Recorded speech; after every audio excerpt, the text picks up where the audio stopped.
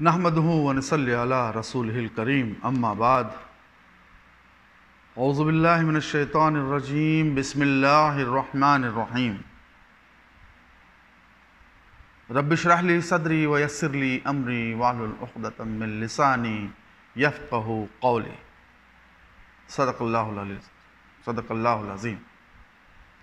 دوستوں اور بزرگوں اور ساتھیوں، ناظرین اکرام، جو آؤ قرآن سمجھے کا یہ جو سلسلہ ہے وہ الحمدللہ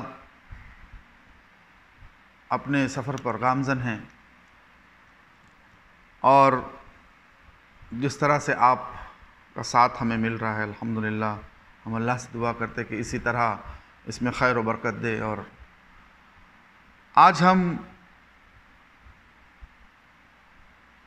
جو آیات کا ترجمہ کرنے والے ہیں وہ ہے آیت نمبر 164 سے 167 سورہ بقرہ۔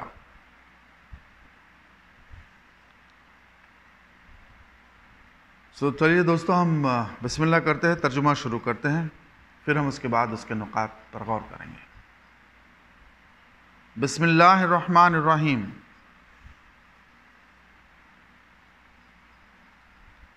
جو لوگ عقل سے کام لیتے ہیں ان کے لیے آسمانوں اور زمین کی ساخت میں، رات اور دن کے پہم ایک دوسرے کے بعد آنے میں، ان کشتیوں میں جو انسان کے نفع کی چیزیں لیے ہوئے دریاؤں اور سمندروں میں چلتی پھرتی ہیں، بارش کے اس پانی میں جسے اللہ اوپر سے برساتا ہے، پھر اس کے ذریعے سے زمین کو زندگی بخشتا ہے، اور اپنی اسی انتظام کے بدولت زمین میں ہر قسم کے جاندار مخلوق پھیلاتا ہے۔ ہواؤں کی گردشوں میں اور ان بادلوں میں جو آسمان اور زمین کے درمیان تابع فرمان بنا کر رکھے گئے ہیں، بے شمار نشانیاں ہیں۔ مگر وحدت خداوندی پر دلالت کرنے والے ان کھلے آثار کے ہوتے ہوئے بھی، یہ انٹو بریکٹ ہے جو میں نے ابھی پڑھا آپ کو، کچھ لوگ ایسے ہیں جو اللہ کے سوا دوسروں کو اس کا ہمسر اور مد مقابل بناتے ہیں، اور ان کے ایسے گرویدہ ہیں جیسی اللہ کے ساتھ گرویدگی ہونی چاہیے، حالانکہ ایمان رکھنے والے لوگ سب سے بڑھ کر اللہ کو محبوب رکھتے ہیں۔ کاش جو کچھ عذاب کو سامنے دیکھ کر انہیں سوجنے والا ہے وہ آج ہی ان ظالموں کو سوجھ جائے کہ ساری طاقتیں اور سارے اختیارات اللہ ہی کے قبضے میں ہیں، اور یہ کہ اللہ سزا دینے میں بھی بہت سخت ہے۔ جب وہ سزا دے گا اس وقت کیفیت یہ ہوگی کہ وہی پیشوا اور رہنما جن کی دنیا میں پیروی کی گئی تھی اپنے پیروں سے بے تعلقی ظاہر کریں گے، مگر سزا پا کر رہیں گے، اور ان کے سارے اسباب و وسائل کا سلسلہ کٹ جائے گا، اور وہ لوگ جو دنیا میں ان کی پیروی کرتے تھے کہیں گے کہ کاش ہم کو پھر ایک موقع دیا جاتا تو جس طرح آج یہ ہم سے بیزاری ظاہر کر رہے ہیں ہم ان سے بیزار ہو کر دکھا دیتے۔ یوں اللہ ان لوگوں کے وہ اعمال جو یہ دنیا میں کر رہے ہیں ان کے سامنے اس طرح لائے گا کہ یہ حسرتوں اور پشیمانیوں کے ساتھ ہاتھ ملتے رہیں گے، مگر آگ سے نکلنے کی کوئی راہ نہ پائیں گے۔ صدق اللہ العظیم۔ آئیے دوستو، اب ہم اس کے اس 164 to 167 کے جو آیات ہیں ان کے نقاط پر غور کرتے ہیں۔ دوستو، جو آخری جو اس کے پہلے کی جو آیت تھی، یہ 164 والے کی پہلی کی جو آیت تھی، 163 جس کو ہم کہتے ہیں، وہ جو آخری میں ہم نے بتایا تمہارا خدا ایک ہی خدا ہے، اس رحمان اور رحیم کے سوا کوئی اور خدا نہیں ہے۔ یہ اس کا اینڈ تھا۔ جب یہ آیت ختم ہوگی، اسی کا سلسلہ جو ہے وہ آگے اس رکوع میں اور ان آیتوں میں جاری ہے۔ جیسے کہ یہ جو آیت نمبر 164 جو ہے بہت ہی معنی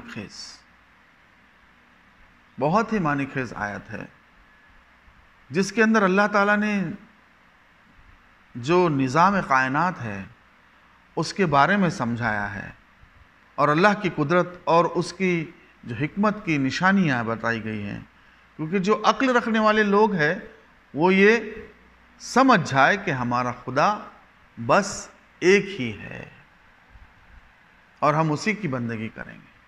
دوستو، یہ جو باتیں بتائی جا رہی ہیں شروعات میں ہی، یہ اس لیے کہ اب یہ جو معاشرہ جو تیار ہو رہا ہے، جو مسلمانوں کا ایک معاشرہ جو تیار ہو رہا ہے، اس معاشرے کو تیار کرنے کے لیے یہ ساری باتیں مطلب ہو رہی ہے، جیسے کہ ریفریش ہو رہا ہے۔ پہلے تو انہیں ساری باتیں وہ پتہ ہی تھی، لیکن اب جس معاشرے میں یہ آپ صلی اللہ علیہ وسلم جس معاشرے کو بنانے جا رہے ہیں یا بنا رہے ہیں، اس میں لوگوں کا جو پہلے جو دور جاہلیت میں ان کے توہمات تھے، دیویاں تھی، وہ ساری چیزیں تھی ان کے ذہنوں میں، وہ تھی چیزیں، اس کو نکالنے کا اور اس کو کس طرح سے ان کی ایک جو کہتے ہیں کہ ان کو ایک بنایا جا رہا ہے، اسلام کے طور طریقے پر چلایا کیسے جا رہا ہے، تو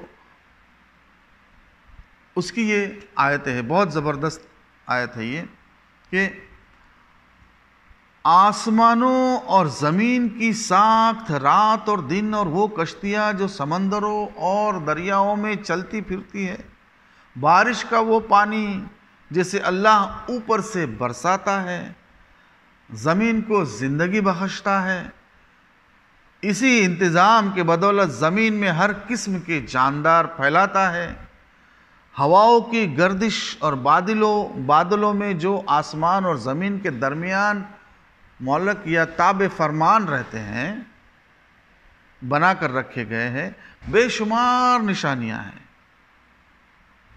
اتنی ساری نشانیاں دیکھنے کے باوجود کچھ لوگ ایسے ہیں جو اللہ کے سوا دوسروں کو اپنا ہمسر، دوسروں کو اس کا ہمسر اور مد مقابل بناتے ہیں۔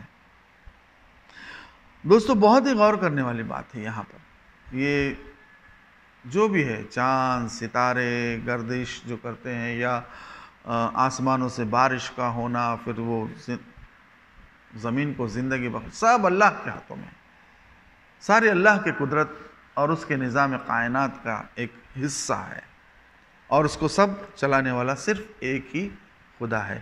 یہ باتیں بتائی جا رہی ہے ہمیں مسلمانوں کو اور دوسرے لوگ، ومن الناس، ان کو بھی بتائی جاتی ہے۔ تو کچھ لوگ ایسے ہیں کہ یہ سب دیکھنے کے باوجود، اور اس میں یہ کہا گیا جو عقل رکھتے ہیں وہ یہ سب جانتے ہیں، کیونکہ جو عقل و عقل رکھنے والے لوگ ہیں یہ وہ سمجھ جائے کہ ہمارا خدا بس ایک ہی ہے، لیکن جن کے عقلوں پر پردہ پڑا ہوا ہے، جو اندھے بہرے گونگے ہیں، وہ لوگ تو اسے نہیں مانتے، اور وہ اللہ کے سامنے کسی اور کو اس کا مد مقابل بناتے ہیں۔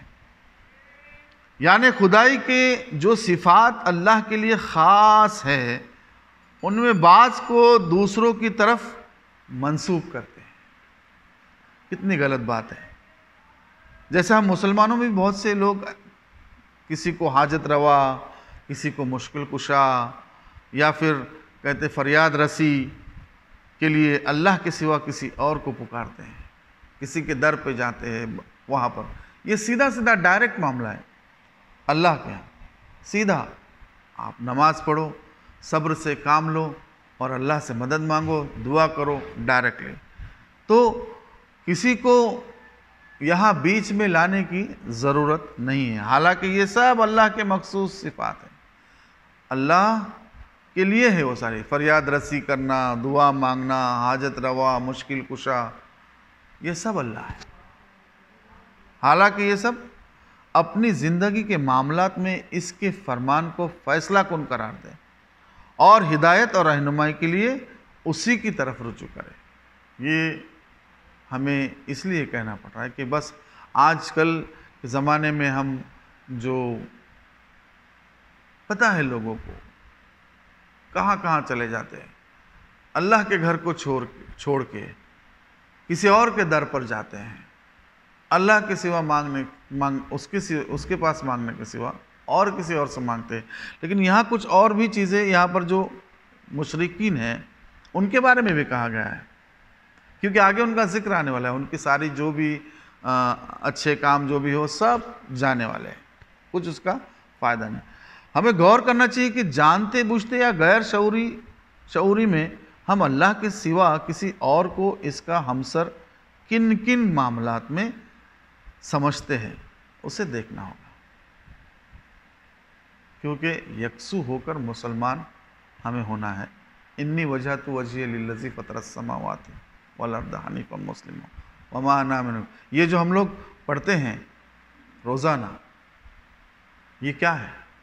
پوری طرح سے ہم اللہ کے سپرد ہو جانا ہے، ہمیں پوری طرح سے، اور اسی کو اپنا خالق، مالک، مشکل کشا، حاجت روا، رازق، سب اللہ کی طرف، سب اللہ ہی کے پاس، ساری چیزیں اللہ ہی کرے گا. ہم تو یہ بات غور کرنی کہ آج کل کے زمانے میں کچھ لوگ بہت گمراہ کن باتیں کر کے ہمیں کس طرح سے بہکاتے ہیں، اس پہ بہت غور کرنا ضروری ہے. پھر عذاب کا ذکر آتا ہے. ان ظالموں کو یہ سوچ جاتے ہیں کہ ساری جو طاقتیں اور سارے اختیارات جو ہے وہ اللہ کے پاس ہے. میں نے جیسے کہا آپ کو، سارے اختیارات جو بھی ہے وہ اللہ کے اختیار میں ہے، کسی اور کے ہاتھ میں نہیں ہے. یہ ہمیں سمجھنا چاہیے. اب ایک بہت ہی امپورٹنٹ پوائنٹ آیا یہاں پہ، جب اللہ سزا دے گا تو وہی پیشوا. اب یہاں پر ایک چیز بہت آئی کہ یہ کچھ لوگ جو ہے جو یہاں پر دنیا کی زندگی میں جن کو اللہ کے مد مقابل ٹھہراتے ہیں یا کھڑے کرتے ہیں، وہ جب قیامت کے روز دیکھیں گے کہ جب ان کو سزا دی جائے گی تو وہی لوگ جو ہے وہ ان سے بے تعلقی بتائیں گے. بے تعلقی کیونکہ انہیں پتہ ہی نہیں ہے، انہیں پتہ ہی نہیں ہے کہ یہ لوگ ان کی پوجا کر رہے ہیں، ان کی پرستش کر رہے ہیں. ان کو تو پتہ ہی نہیں، کیونکہ ان میں جان ہی نہیں ہے، بے جان ہے. پھر کیا کریں گے؟ جسے پھر یہ بے تعلقی ظاہر کریں گے. جیسے کہ جن دنیا میں پیروی کی گئی تھی تو اپنے پیروں سے بے تعلقی ظاہر کریں گے. یہ لوگ کہیں گے کہ کاش ہم کو پھر دنیا میں بھیج دیا جائے اور ایک موقع دیا جائے، جس سے ہم دنیا میں جائیں اور پھر ان کے خلاف مطلب اللہ کو ہی مانے اور ان سے بیزاری ظاہر کریں. تو وہ تو ہونے والا نہیں ہے. زندگی ایک ہی بار ہے، ایک ہی بار بس. پھر جو دوسری زندگی ہے وہ آخرت، وہ اخروی زندگی ہے. وہاں پر پھر حساب کتاب، جنت اور جہنم. جس کے اعمال صحیح، جس کا ایمان صحیح، وہ جنت میں جائے گا، اور جو کفر کرے وہ جہنمی ہے. تو دوستو یہاں پر یہ بات بہت ہی غور کرنے والی ہے. یہ یہاں خاص طور پر گمراہ کرنے والے پیشواؤں اور لیڈروں اور ان کے نادان پیروں، مطلب یہاں پر تو بہت ہے ابھی جس کو ہم کہتے ہیں کہ اندھ بھکت بھی ہے، کچھ بھی جو بولے وہ کریں. لیکن یہ انجام کا اس لیے ذکر کیا گیا ہے کہ جس غلطی میں پچھلی امتیں بھٹک گئی تھی اس سے مسلمان ہوشیار رہے. یہ ہمارے لیے ایک بات ایسی ہے کہ ہم ہوشیار رہے اور رہبروں میں امتیاز کرنا سیکھے اور غلط رہبری کرنے والوں کے پیچھے چلنے سے بچے. یہ صاف کہا گیا ہے دوستو. دیکھیے کہ ایسا لگ رہا ہے کہ یہ قرآن 1400-1500 سال 1400-1450 سال پرانا نہیں، آج کا ہے. جس طرح سے ہمیں بہکایا جاتا ہے. دیکھیے پیشوا جو بنے بیٹھے ہیں یا اپنے آپ کو بہت بڑا کرتے ہیں، ہم بزرگ یہ وہ، اور الگ طریقے سے پھر دوسرے جو لیڈرز جو بہکاتے ہیں لوگوں کو.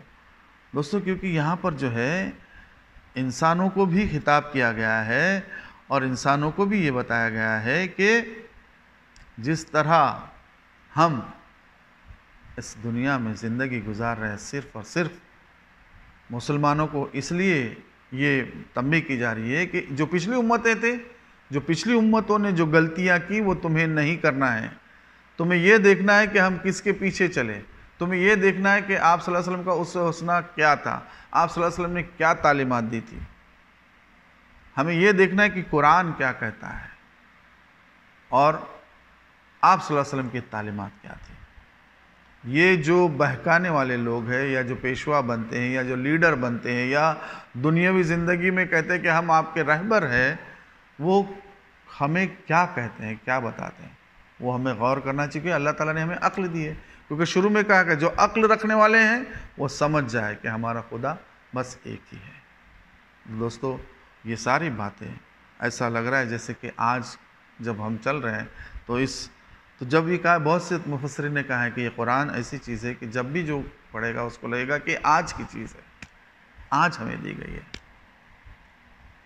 تو ہم اللہ سے دعا کرتے دوستو کہ اللہ تعالیٰ ہمارے گناہوں کو معاف فرمائے اور ہماری کوتاہی اور غلطیوں کو نظر انداز کرے اور اپنی رحمت سے ساری ہماری کوتاہیوں کو معاف فرمائے.